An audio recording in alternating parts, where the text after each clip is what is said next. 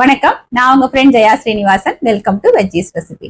இன்னைக்கு நம்ம veggies recipe கிச்சன்ல ஆந்திரா ஸ்பெஷல் ரெசிபியான பாலக்கூரை உள்ளிக்காரம் பண்ண போறோம்.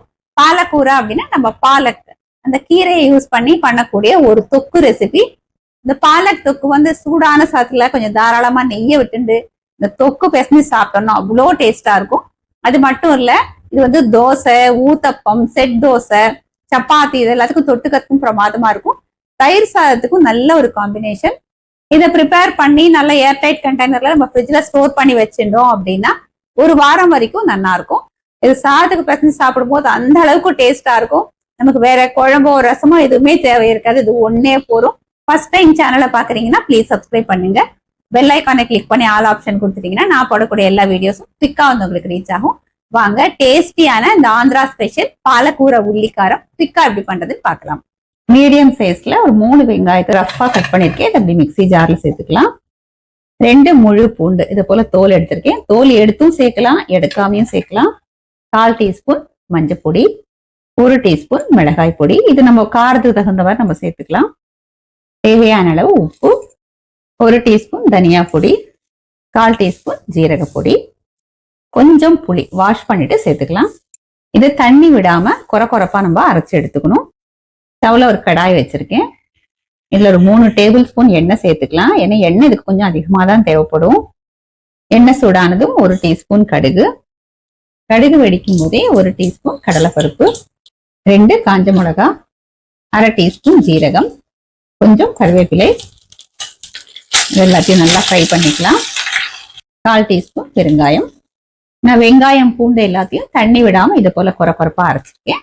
இந்த பேஸ்ட்டை சேர்த்துருவோம்.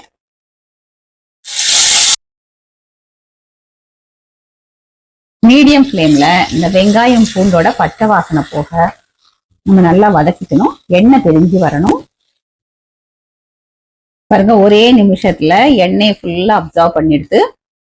நம்ம வதக்க நம்ம விட்ட எண்ணெய் ஃபுல்லா வந்து உஸ் அவுட் ஆகி வந்துடும்.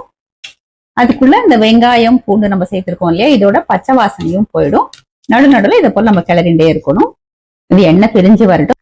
அதுக்குள்ள நம்ம பாலக்கீரையை பொடி பொடியா கட் பண்ணிடுவோம்.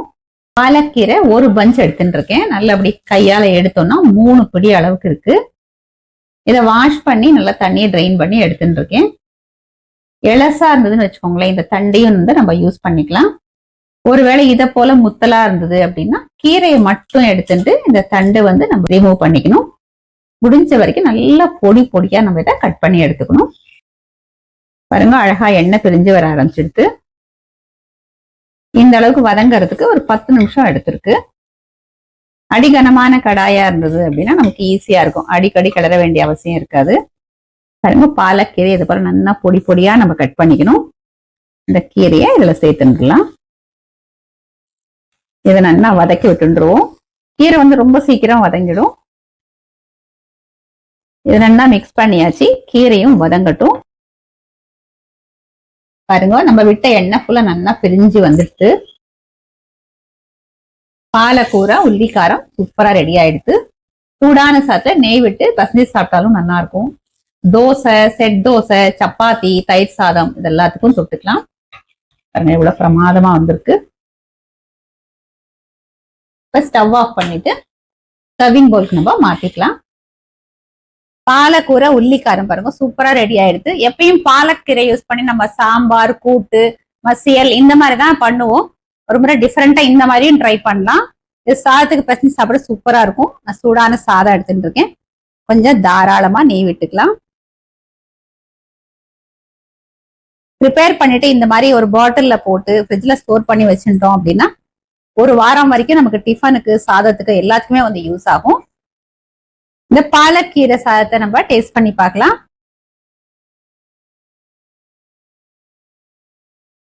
அட்டகாசமா இருக்கு. நான் இதுல வந்து வெங்காயம் பூண்டு 2மே சேர்த்திருக்கேன். ஆக்சுவலா ஒரிஜினல் ரெசிபில இதை சேப்பா. நீங்க பூண்டு சாப்பிட மாட்டீங்களா அப்படின்னா பூண்டை மட்டும் ஸ்கிப் பண்ணிட்டு இதே மாதிரி பண்ணிக்கலாம். இப்ப குழந்தைகளுக்குலாம் ஸ்கூல் ரீஓபன் ஆயிருக்கு. இந்த மாதிரி சாதத்தை பிசைஞ்சு நம்ம டப்பால கொடுத்துட்டு தொட்டுக்கிறதுக்கு சிப்ஸ், வடாம், வத்தல் இந்த மாதிரி கொடுத்தா கூட போதும். டேஸ்டாவும் இருக்கும். கீரை சேர்த்து பண்றதுனால ஹெல்த்தியாவும் இருக்கும். இந்த மாதிரி பண்ணி வச்சுட்டோம் அப்படின்னா இப்போ இது சாதத்துக்கும் நம்ம சாப்பிடலாம், நைட் டிஃபன் வந்து சப்பாத்தியோ தோசையோ எல்லாம் பண்றோம்னா அதுக்கு தொட்டுக்கிறதுக்குமே ரொம்ப நல்லா இருக்கும். ரொம்ப சிம்பிளாவும் ஈஸியாவும் பண்ணக்கூடிய ஒரு ரெசிபி. ஆனா நமக்கு இது வந்து பல விதத்துல யூஸ் ஆகும். இதே மாதிரி இதே மெத்தட்ல இதே அளவுகளோட பாலக்கீரையை யூஸ் பண்ணி ஒரு தடவை டிஃபரெண்டா இந்த பாலக்கூரை உள்ளிக்காரம் நீங்க ட்ரை பண்ணி பாருங்க. செம்ம டேஸ்டா இருக்கும். கண்டிப்பா உங்க எல்லாருக்குமே ரொம்ப பிடிக்கும்.